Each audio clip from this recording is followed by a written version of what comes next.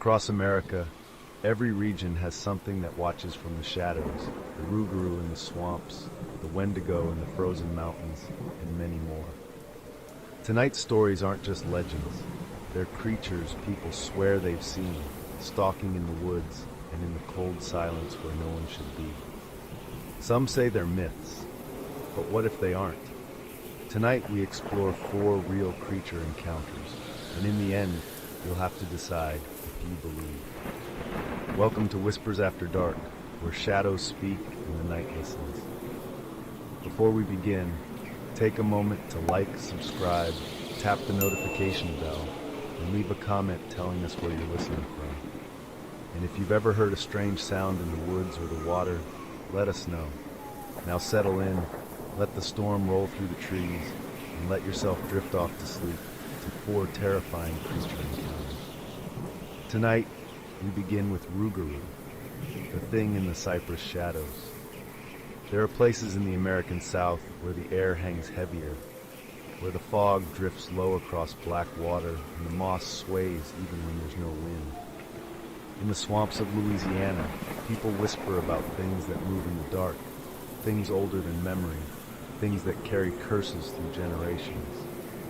Some say the bayou hides secrets for a reason. Do we really know what dwells deep within the cypress swamps? There are nights in the Louisiana bayou when the water doesn't ripple, it breathes. I didn't understand that until the weekend I spent with 3 friends in a fishing cabin deep in the cypress swamps. A place so far out you had to follow a winding dirt road for miles before parking and walking the rest of the way in. The air smelled of wet earth and old rot, and the sunlight barely touched the ground through the curtains of gray moss. Even during the day, everything felt dim and slow, like the swamp was keeping its secrets just under the surface. The cabin was small, leaning slightly on its stilts, with warped boards and a single lantern hanging above the porch. The first evening felt harmless enough. We grilled fish, listened to frogs calling across the water, and told stories about things our grandparents said lived in those woods. But the swamp felt different after sunset. The air grew thick and heavy, full of a low humming sound that vibrated through the trees. The fog rolled in fast, crawling low across the water until it reached the cabin steps. One of us joked that it looked like something slithering in. None of us laughed back. The first sign came just after midnight. We were sitting inside, cards on the table, when something stepped onto the porch. One heavy footfall, then another. Slow, deliberate. Not the light scamper of a raccoon or the shuffle of an old gator. These steps had weight behind them, enough to make the boards creak deep in their joints. He froze. The lantern by the door swayed slightly, as if brushed by something large passing beneath it. When I stepped to the window, all I saw was fog swirling in the moonlight, but the sound of breathing lingered there, thick and ragged, like someone trying to hold back a growl. The second night was worse. We had just finished cleaning up after dinner when a shape moved between the cypress trees. Pale moonlight cut through the branches just long enough to show a tall form standing half hidden behind a trunk. Broad shoulders, long limbs, a hunched posture that didn't look fully human. Its eyes glowed faintly red through the fog, 2 dim coals burning from a face I couldn't fully see. When the lantern light flickered, the thing stepped back and melted into the shadows. None of us slept, not really. Every snap of a branch or shift of the wind made us sit up and listen. The swamp felt alive, watching, waiting. On the 3rd night, the Rougarou finally came close enough for us to hear its voice. At first it sounded like my friend Marcus calling from the water's edge, whispering for help. But Marcus was inside the cabin with us, sitting near the door with a look on his face that said he heard it too. The voice came again, louder, carrying my name this time. Not perfectly. The syllables stretched too long, as if whatever was calling didn't fully understand how human mouths worked. When we stayed silent, the voice changed. It became a deep, guttural snarl that rolled through the trees like thunder. Something scraped its claws along the cabin's outer wall, dragging long grooves through the wood. The sound was slow, almost curious, like it was testing the strength of the boards. Then came the smell: damp fur, blood, and something sour underneath, like old meat left out in the heat. The cabin felt smaller by the second. Marcus sobbed quietly into his hands while the rest of us clutched whatever we could use as weapons. The Rougarou circled us, its claws tapping rhythmically against the wood. The lantern inside flickered, dimmed, then flared back to life. Outside, the breathing grew louder, closer, until the creature's shadow stretched across the window frame. Long snout, broad chest, something like antlers or horns tangled in its hair, though it moved too quickly for me to be sure. At one point, the creature placed its hand, its claw, against the window. Long fingers ending in hooked tips that scraped lightly against the glass. It didn't strike. It didn't charge. It just lingered there, pressing slowly, watching us through the fogged pane. The red glow of its eyes cut straight through the condensation like twin embers. I didn't dare breathe. None of us did. Just before dawn, the Rougarou let out a low howl that vibrated through the floorboards.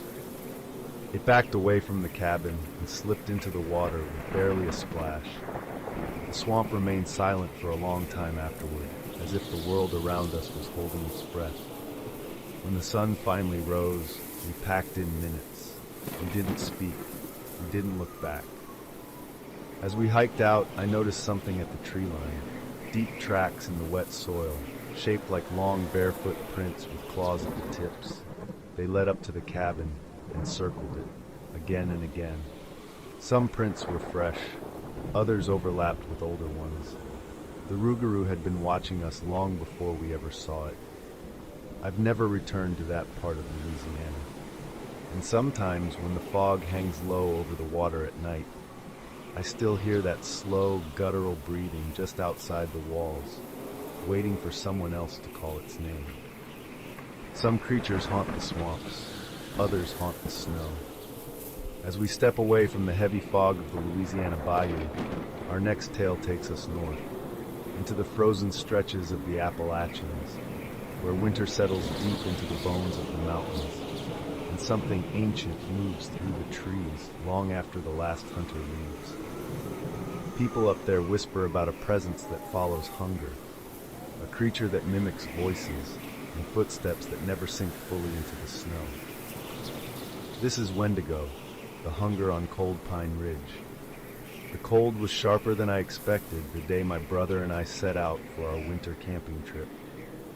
It was the kind of cold that stung your nose and burned your lungs with every breath, the kind that made the world feel brittle and hollow, like everything might crack if you stepped wrong.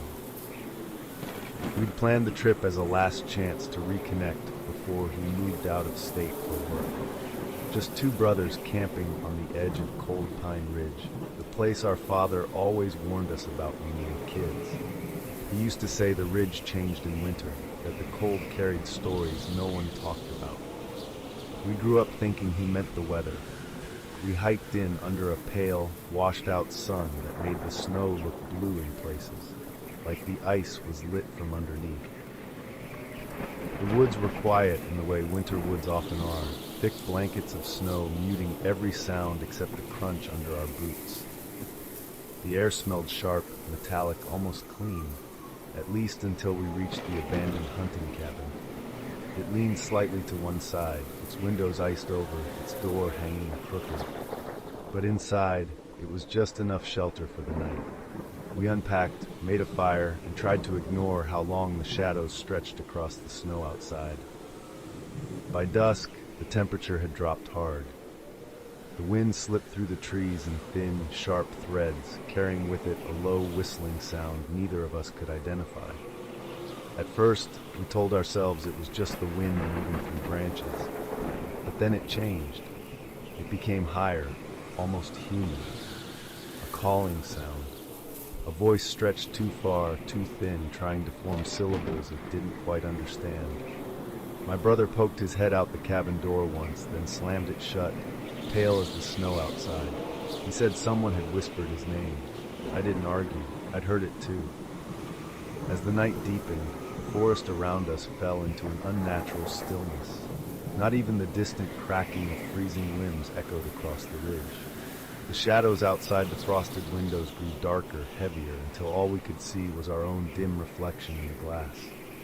Then came the footsteps, light, slow, almost delicate. They circled the cabin once, twice, pressing down the snow without sinking more than half an inch. I'd never seen tracks like that. Too long, too thin.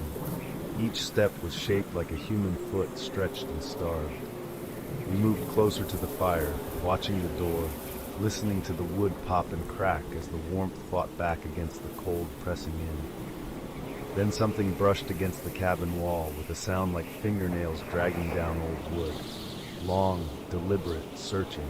A soft tapping followed, not on the door, but on the window pane. My brother's breath hitched. I couldn't blame him. Through the thin layer of frost, a faint outline appeared. Long fingers ending in points, pressed gently against the glass. Slowly, a face leaned into view, or what used to be a face. Sunken eyes, skin stretched tight and thin across sharp bone, lips pulled back from cracked teeth. And yet, when it opened its mouth, the voice that came out was our father's, pleading, hurt, begging us to let it in. The sound scraped something deep inside me, twisting memory and fear together until my throat tightened. My brother whispered that it wasn't real. He was right. But hearing our father's voice in that empty wilderness was something I'll never forget. The creature circled the cabin for hours, dragging its limbs through the snow with slow, deliberate movements. Sometimes it crawled. Sometimes it stood upright, too tall, its silhouette blotting out the moonlight through the thin curtains. And every time it spoke, it mimicked someone we'd known. Friends, relatives, each voice slightly off, like a recording degrading each time it played. By dawn, the creature retreated into the trees, disappearing between the pines without leaving more than a whisper behind. When we stepped out of the cabin, the snow was covered in tracks that wound around the building like a tangled web. The prints stretched impossibly long. Toes pointed forward like an animal trying too hard to walk like a man. We left Cold Pine Ridge that morning without packing properly, without eating breakfast, without looking back. Some trips leave you with stories to tell around a warm fire. This one left us with something colder, an understanding that hunger has shape and sound in those mountains, and sometimes it remembers your name. Some creatures stalk the frozen ridges, following hunger through the snow. Others move through the deep woods on quieter feet, watching from just beyond the reach of firelight. As we leave the cold silence of Pine Ridge behind, our next tale takes us back into the Appalachian forests. Dense timber, narrow trails, and cabins tucked so deep into the dark that the nearest neighbor might be miles away. People who live out here talk about something big that walks at night. Something upright. Something that knows how to stay just out of sight until the moment you finally realize you're not alone. This is Dogman, the cabin at Dead Timber Trail. I was never the kind of person to believe in monsters. Even growing up around the Appalachians, where every old-timer has a story about something they saw in the woods, I chalked it up to tired eyes and too much whiskey. That changed the winter my dad took me and my 15-year-old sister on a short weekend retreat to a cabin off Dead Timber Trail. He'd booked it, hoping we'd all reconnect, leave the noise behind, and maybe remember what it felt like to be a family again. But the woods had their own plans. What happened out there still keeps me up some nights. The cabin sat alone at the end of a narrow dirt road, barely wide enough for the truck to squeeze through. Trees pressed close on both sides, blocking out most of the sky, and the ground was covered in a thin layer of frost that glimmered faint blue under the fading daylight. The place looked harmless enough from the outside, old, weathered, with a sagging porch and a cold stone chimney, but the woods behind it felt wrong the moment we stepped out. Too still, too thick, as if the trees had grown together on purpose to keep something in or out. Inside, the cabin smelled like cold ash and old pine. Dust clung to the rafters. The windows were narrow and set high, leaving only thin slivers of the forest visible. I remember thinking that whoever built this place didn't want to see what moved outside after dark. My sister joked about it once, laughing nervously as she tossed her bag onto the bunk bed. Dad told us not to worry, just animals out there, normal woods stuff, but the look in his eyes said he didn't believe it completely. The first night fell early, the forest swallowing what little daylight was left. We cooked dinner, played cards by lantern light, and tried pretending the faint knocks and cracks echoing from the tree line were just branches shifting in the cold. But around midnight, something stepped onto the porch. One heavy, measured footfall, then another. Not the light scratching of a raccoon, not the dragging shuffle of an old bear.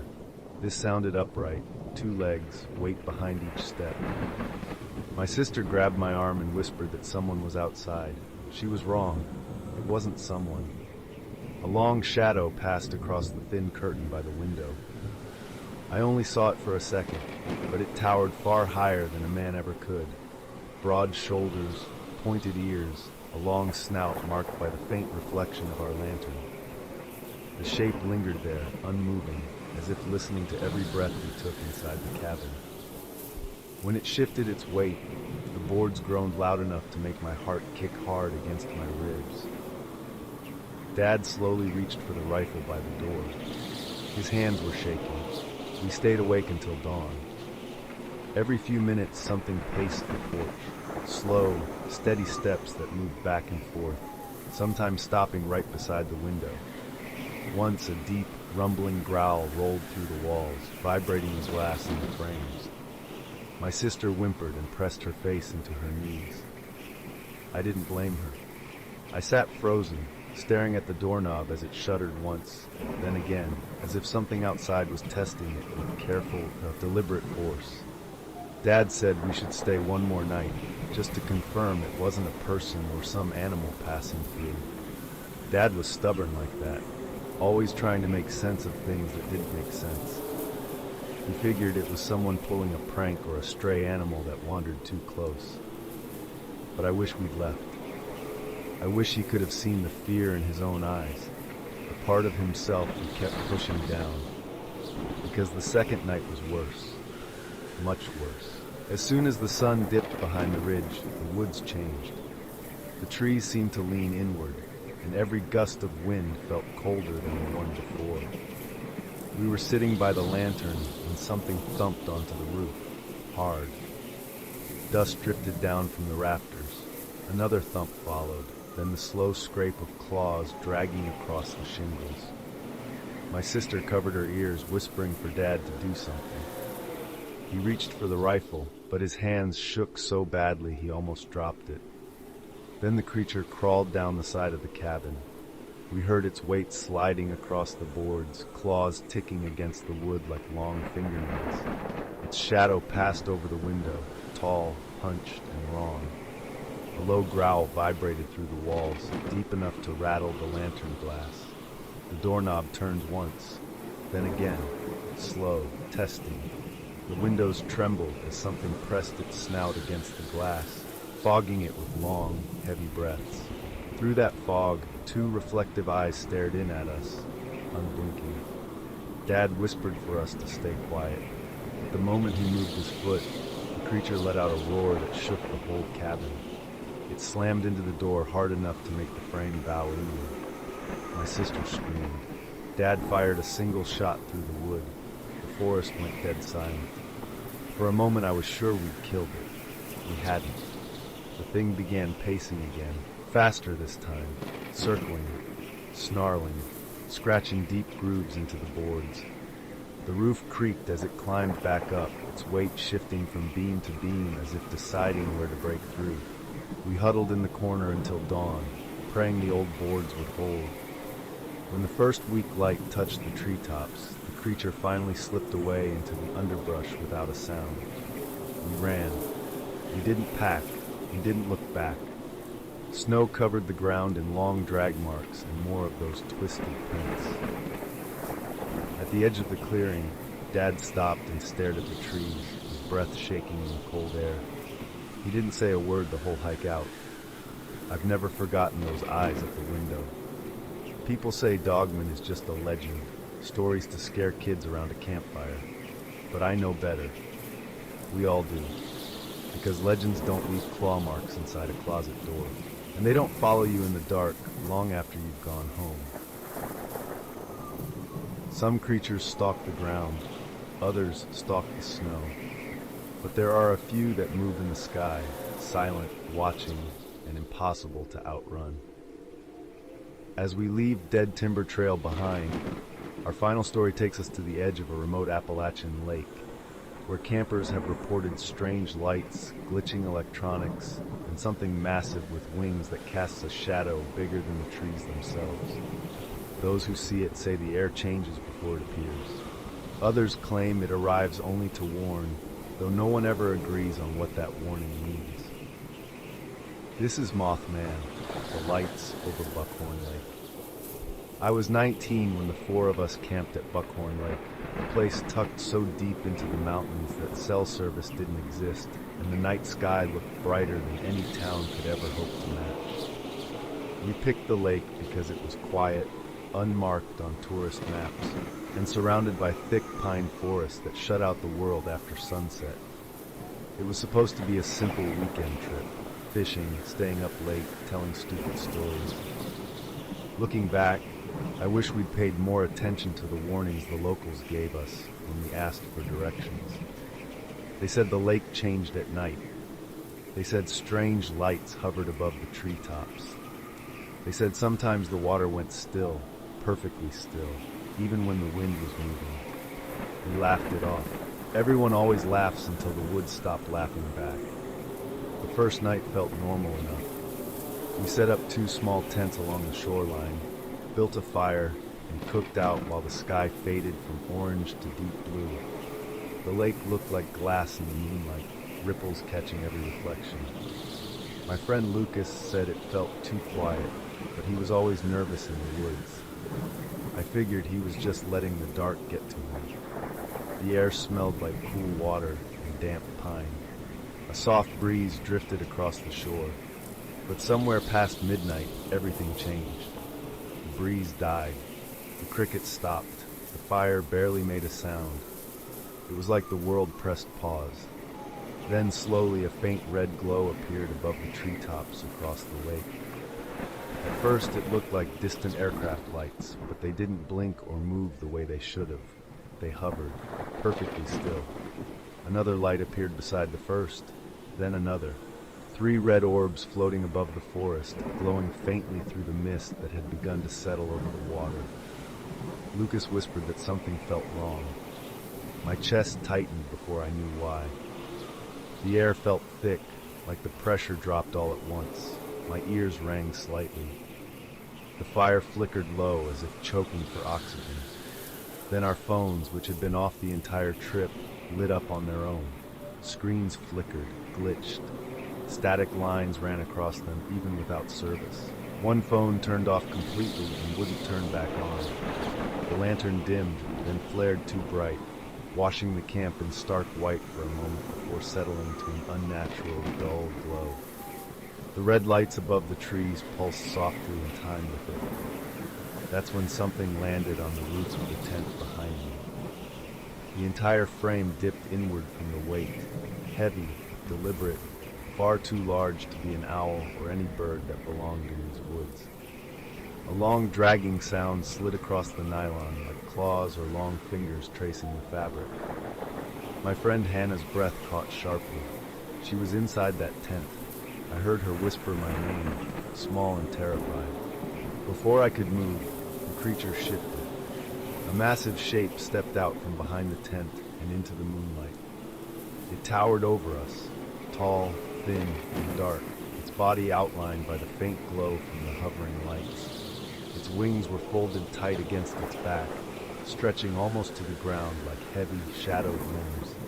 And its eyes burned a deep, furious red, glowing through the mist like coals dropped into fog. The creature stood still for several seconds, completely silent, just watching us. And the longer I stared back, the more wrong everything felt. The air pulsed around it, thick and vibrating, like the world was bending out of shape. My heartbeat slowed in my chest, each thud heavy and dull, as if the creature's presence reached inside me and held every movement still. Then the wings unfurled. They opened slowly, each one stretching wider than the tent, catching the moonlight and the strange red glow above the trees. The wings didn't flap, they simply extended, soundless and impossible. The creature lifted off the ground without wind or motion, rising like smoke drifting upward, hovering several feet above the campsite. The pressure in my ears deepened. The lake went absolutely still. Lucas shouted for us to run. The creature tilted its head toward him, almost curious. Then it turned its face toward the lake. The red lights above the tree line pulsed faster, like a warning or a signal. And suddenly, the creature streaked across the water with a speed that didn't make sense, its wings leaving no wind, no sound, just a blur of shadow that skimmed the surface. The red orbs followed, sliding silently over the treetops until all three vanished behind the ridge. The pressure in the air released immediately. The fire snapped back to life. Our lungs filled again like we'd been holding our breath for minutes.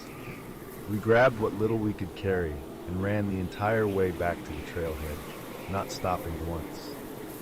By the time we reached the truck, the sky was normal. The woods were normal. But the woods were quiet. Too quiet. Our phones worked again, buzzing with notifications like nothing had happened at all. But when we looked back toward the lake, a single red light hovered just above the tree line, watching us, steady and unblinking, before it blinked out like someone flipping a switch. I've been back to Buckhorn Lake once since then, but never at night and never alone. People say the Mothman is only a warning, a sign of danger, nothing more. Maybe they're right. Maybe we were never the ones it came for. But that night changed something in me. I know most folks won't believe a word of this. Honestly, I don't blame them. I wouldn't have believed it either. But I was there. I saw it. And ever since that night, I can't shake the feeling that something out there saw me too. Truth or legend will leave you to decide. But sometimes there are places in this world where the veil between the known and the unknown grows thin. Thin enough that something might slip through, something you can't explain. I'll leave that up to you. These encounters, are they real? Or are they only a figment of my imagination, shaped in the quiet dark of night where whispers move through the shadows? If you enjoy stories like this, check out our other playlists and dive deeper into the strange, the haunted, and the unexplained. Subscribe now so you never miss another episode of Things That Go Bump in the Night, of stories that whisper in the dark and linger long after the lights go out. If you enjoyed tonight's tales, leave us a comment and tell us which one stayed with you the longest. And now, we'll leave you with the sound of the storm to lull you to sleep. Stay curious, stay cautious, and beware of the whispers after dark.